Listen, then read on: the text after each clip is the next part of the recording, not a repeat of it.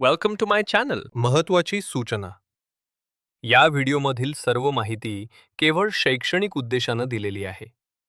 ही कोणत्याही प्रकारची गुंतवणूक सल्ला नाही. गुंतवणूक करण्यापूर्वी कृपया स्वतःचा अभ्यास करा किंवा आपल्या आर्थिक सल्लागाराचा सल्ला घ्या.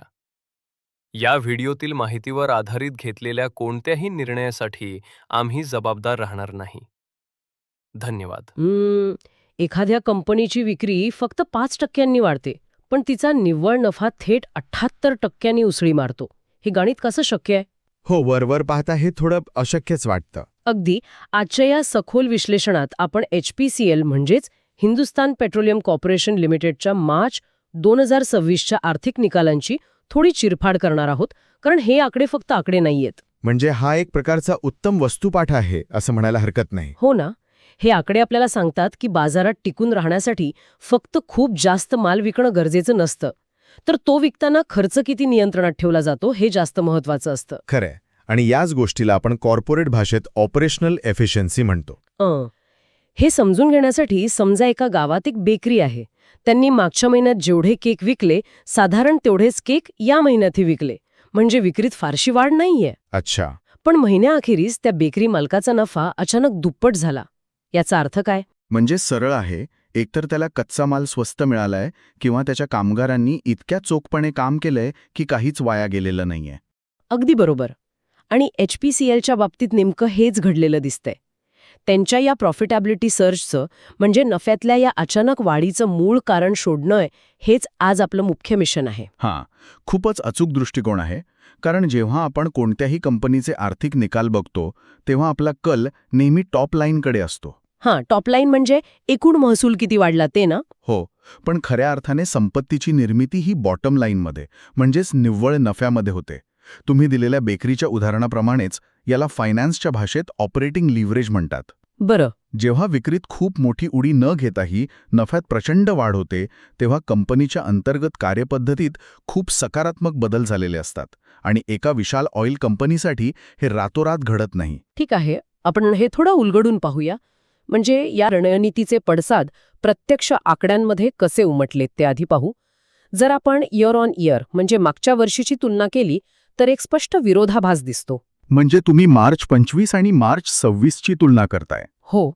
मागच्या वर्षी मार्च 2025 मध्ये कंपनीचा सेल 1,09,000 कोटी रुपयांच्या घरात होता. तो यावर्षी मार्च 26 मध्ये 1,14,000 कोटींवर गेलाय. म्हणजे विक्रीत जेमतेम 5% वाढ झालीय. फक्त 5%. जर आपण महागाईचा दर आणि इंधनाची वाढती मागणी लक्षात घेतली तर ही वाढ अगदीच सामान्य वाटते. पण खरी कहाणी यानंतर सुरू होते. आणि ती कहाणी मार्जिन्समध्ये लपलेली आहे. अगदी. जेव्हा आपण EBITDAकडे पाहतो तो 5,778 कोटींवरून थेट 9,211 कोटींवर गेलाय. बापरे, म्हणजे ही वाढ तब्बल 59% आहे. हो ना. आणि निव्वळ नफ्याचा आकडा तर याहूनही मोठा आहे. 3,415 कोटींवरून तो थेट 6,065 कोटींवर जाऊन पोहोचलाय. चक्क 78% वाढ. या 59 आणि 78% वाढीचं विश्लेषण करणं अत्यंत गरजेचं आहे. कारण EBITDA म्हणजे ऑपरेटिंग लेव्हलवर कंपनीला झालेला नफा. म्हणजे दैनंदिन काम करताना झालेला नफा ना? बरोबर. विक्री केवळ 5% वाढलेली असताना नफा एवढा वाढतो याचा सरळ अर्थ असा आहे की कंपनीने आपला मटेरियल कॉस्ट खूप कमी केलाय.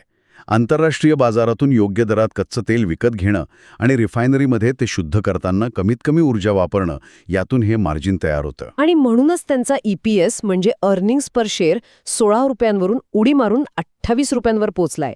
पण इथेचा विषय खऱ्या अर्थाने रंजक होतो बरं का. ते कसं काय? कारण जर आपण क्वार्टर ऑन क्वार्टर म्हणजे मागच्या तिमाहीशी तुलना केली तर एक पूर्णपणे वेगळं चित्र समोर येतं. डिसेंबर 2025 मध्ये सेल 1,15,000 कोटी होता आणि मार्च 26 मध्ये तो 1,14,000 कोटी झाला. म्हणजे सेल वाढण्याऐवजी थोडं कमीच झालाय. हो, महसूल खाली गेलाय. तरीही याच काळात EBITDA 6,900 कोटींवरून 9,200 कोटींवर गेला आणि निव्वळ नफा 4,000 कोटींवरून 6,000 कोटींवर गेला. महसूल कमी होऊनही नफा एवढा कसा वाढला? यात कोणती जादू आहे का? इथे जादू वगैरे काही नाहीये. याला आपण ग्रॉस रिफायनिंग मार्जिन किंवा GRM म्हणतो. त्याची ही सगळी कमाल आहे. GRM म्हणजे नेमकं काय? सोप्या भाषेत सांगायचं तर एक बॅरल कच्चं तेल रिफायनरीमध्ये टाकल्यावर त्यातून जे पेट्रोल डिझेल बाहेर पडतं ते विकून मिळणारा नफा आणि कच्च्या तेलाची किंमत यातील फरक. अच्छा, म्हणजे कच्च्या तेलाचे भाव आणि पेट्रोल डिझेलचे भाव यातलं अंतर. अगदी बरोबर. जेव्हा आंतरराष्ट्रीय बाजारात या उत्पादनांचे भाव मजबूत असतात आणि कच्चं तेल स्वस्त मिळतं तेव्हा हे मार्जिन विस्तारतं. पण फक्त एवढंच नाही, त्यांनी लॉजिस्टिक ऑप्टिमायझेशन सुद्धा खूप छान केलंय. लॉजिस्टिक ऑप्टिमायझेशन एका ऑइल कंपनीच्या संदर्भात हे कसं काम करतं? आता ऑइल कंपन्यांचा सर्वात मोठा खर्च कोणता असतो? इंधन. एका ठिकाणाहून दुसऱ्या ठिकाणी वाहून नेणं. हो, म्हणजे ते मोठे टँकर्स आणि ट्रक्स. बरोबर.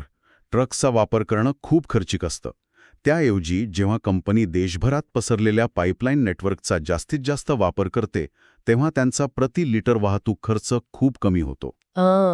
म्हणजे खर्च वाचवला की तो थेट नफ्यात जमा होतो. हो, आणि रिफायनरी चालवायला स्वतःलाच खूप ऊर्जा लागते. ती ऊर्जा पण त्यांनी आधुनिक तंत्रज्ञान वापरून कमी केली आहे. त्यामुळे महसूल किंचित कमी होऊनही खर्च त्याहून अधिक वेगाने कमी झालाय. हे खरोखरच डोळे उघडणार आहे. म्हणजे कंपनीने बाहेरून मिळणारा महसूल वाढवण्यावर अवलंबून न राहता आतून झिरपणारा खर्च थांबवला. पण इथे मला एक मोठा प्रश्न पडतो. कोणता प्रश्न? जर कंपनी एवढी कार्यक्षम आहे, त्यांचे मार्जिन्स एवढे भक्कम आहेत आणि नफा 78% वाढलाय, तर मग बाजारात त्यांच्या शेअरची किंमत एवढी कमी का आहे? तुम्ही व्हॅल्युएशन बद्दल बोलताय का? हो, अहवालानुसार सध्या कंपनीचं पीई व्हॅल्युएशन फक्त 4.5च्या आसपास आहे. म्हणजे हे असं झालं ना की एखादा अतिशय हुशार विद्यार्थी आहे, तो प्रत्येक परीक्षेत चांगले मार्क मिळवतोय, वर्गात पहिला येतोय, पण तरी कोणी त्याला मॉनिटर बनवायला तयार नाहीये. हे उदाहरण अगदी छपखल आहे. हो ना. 4.5चा पी म्हणजे कंपनीच्या 1 रुपयाच्या कमाईसाठी बाजार फक्त 4.5 रुपये द्यायला तयार आहे. इतर क्षेत्रात कंपन्यांना 30 किंवा 50चा पी मिळतो. मग इथे एवढ्या अफाट नफ्यानंतर हे मूल्यांकन इतकं स्वस्त का? बाजाराला नक्की काय माहितीये जे आपल्याला दिसत नाहीये? हे बघा, जर आपण हे एका मोठ्या चित्राशी जुळून पाहिलो तर बाजाराची ही सावधगिरी अनाठायी नाही हे स्पष्ट होतं. शेअर बाजार नेहमी भूतकाळातले आकडे पाहून पैसे लावत नाही. मग बाजार काय बघतो? बाजार नेहमी भविष्यातले धोके आणि अनिश्चितता मोजतो. जेव्हा एखाद्या कंपनीचा पीई 4.5 असतो तेव्हा त्याला फायनान्शियल भाषेत अनेकदा व्हॅल्यू ट्रॅप किंवा बाजाराचा अविश्वास म्हणतात. अच्छा, व्हॅल्यू ट्रॅप म्हणजे बाहेरून स्वस्त वाटतं पण आत धोका असतो. अगदी. बाजाराला असं वाटतं की हा जो 78% वाढलेला नफा आहे तो शाश्वत नाहीये. तो आज आहे पण उद्या नसेल. आणि या अविश्वासाची प्रामुख्याने 3 मोठी कारणं अहवालात स्पष्टपणे दिली आहेत. त्यातला पहिला धोका नक्कीच कच्च्या तेलाच्या किमतीतली अस्थिरता असावा. हो, क्रूड ऑइल प्राइसेस. कारण जागतिक राजकारण, जसे की मध्य पूर्वेतले तणाव किंवा युद्धाची परिस्थिती, यामुळे कच्च्या तेलाचे भाव कधीही भडकू शकतात. अगदी बरोबर. रिफायनिंगचा व्यवसाय हा पूर्णपणे कमॉडिटी सायकलवर चालतो. जोवर कच्च्या तेलाचे भाव स्थिर आहेत तोवर मार्जिन्स उत्कृष्ट असतात. पण जर अचानक भाव $100च्या वर गेले तर कंपनीला खूप महाग तेल घ्यावं लागेल. हो, आणि इथेच दुसऱ्या आणि सर्वात मोठ्या धोक्याची एंट्री होते. तो म्हणजे सरकारी इंधन दर धोरणे. हा मुद्दा खूप कळीचा आहे. कारण HPCL ही एक PSU म्हणजे सरकारी मालकीची कंपनी आहे. आणि आपल्याकडे पेट्रोल डिझेलचे दर फक्त अर्थशास्त्रावर चालत नाहीत. ते थेट महागाई आणि राजकीय वातावरणाशी जोडलेले असतात. पण याचा कंपनीच्या नफ्यावर नेमका कसा परिणाम होतो? याला अर्थशास्त्राच्या भाषेत अंडर रिकव्हरी म्हणतात. आता समजा आंतरराष्ट्रीय बाजारात कच्चं तेल महाग झालं. त्यामुळे कंपनीचा उत्पादन खर्च वाढला. म्हणजे त्यांनी जास्त पैसे देऊन कच्चा माल आणला. हो. आता एका मुक्त अर्थव्यवस्थेत कंपनीने काय करायला हवं? साहजिकच पेट्रोलचे किरकोळ दर वाढवून तो भार ग्राहकांवर टाकायला हवा. बरोबर. पण भारतात महागाई नियंत्रणात ठेवण्यासाठी सरकार बऱ्याचदा किरकोळ दर वाढवण्यावर अघोषित निर्बंध आणतं.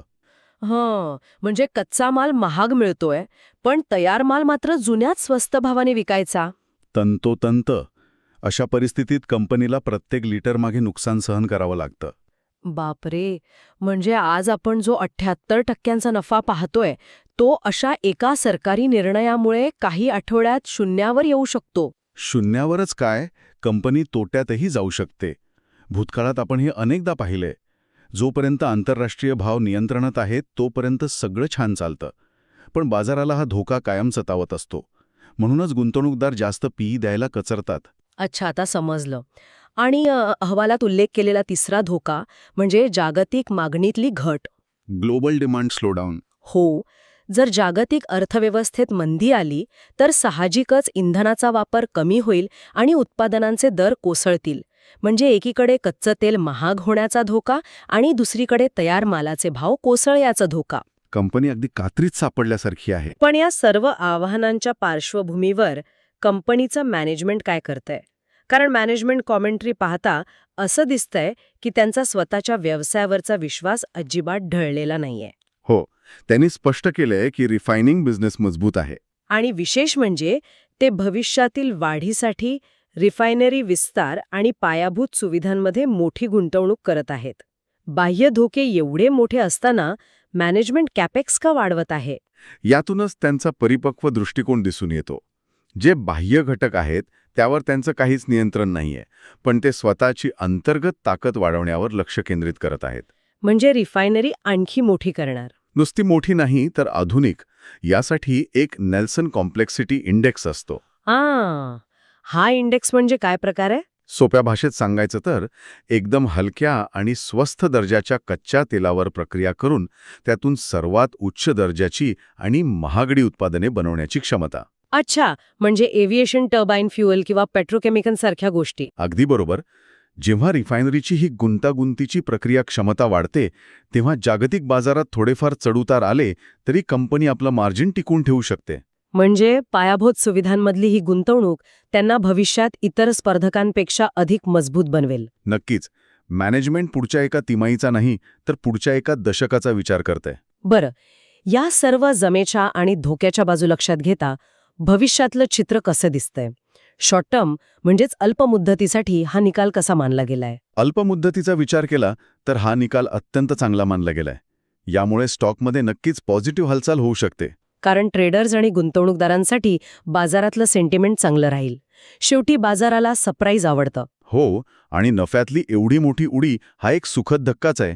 त्यामुळे संस्थात्मक गुंतवणूकदार याचा फायदा घेण्यासाठी पोझिशन्स घेऊ शकतात. आणि जर आपण लाँग टर्म म्हणजे दीर्घकालीन दृष्टिकोनाचा विचार केला तर भारतात इंधनाची मागणी सतत वाढत असल्यामुळे अहवालात दृष्टिकोन स्टेबल टू पॉझिटिव्ह असं सांगितलंय. हो, कारण भारतासारख्या देशात रस्ते बांधणी, वाहनांची वाढती संख्या या सगळ्याला इंधन लागणारच आहे.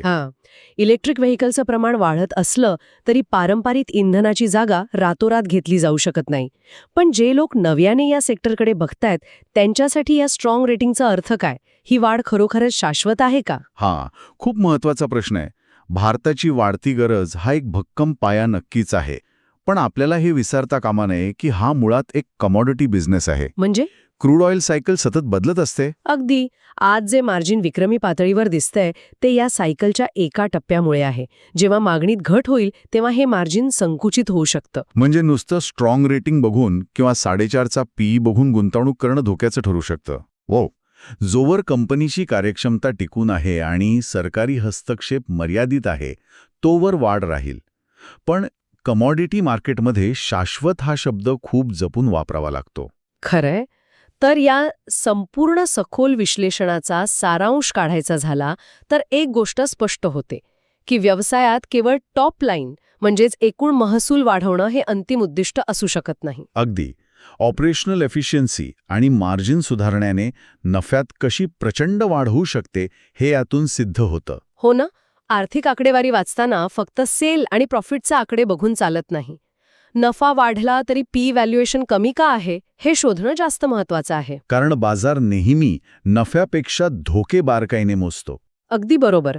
पण जाता जाता एका गोष्टीवर नक्की विचार व्हायला हवा. आपण सुरुवातीला जे बेकरीचं उदाहरण दिलं होतं त्याकडे परत येऊया. HPCLने आपली कार्यक्षमता वाढवून नफ्यात 78% वाढ मिळवली हे खरंय. पण जर उद्या अचानक जागतिक स्तरावर एखादा तणाव निर्माण झाला आणि कच्च्या तेलाचे भाव भडकले तर हीच एफिशियन्सी कंपनीला वाचवू शकेल? की महागाई नियंत्रणात ठेवण्यासाठी सरकारने घेतलेल्या एका निर्णयामुळे हे मिळवलेलं सर्व मार्जिन एका रात्रीत शून्यावर येईल? या दोन विरुद्ध टोकांच्या संघर्षात अंतिम विजय कोणाचा होईल हा एक विचार करण्यासारखा मुद्दा आहे. या शक्यतेवर नक्की विचार व्हायला हवा आणि या कमॉडिटी सायकलचा अभ्यास चालू ठेवायला हवा. व्हिडिओ आवडला असेल तर लाईक करा आणि अशाच युजफुल व्हिडिओसाठी चॅनलला सबस्क्राईब करायला विसरू नका.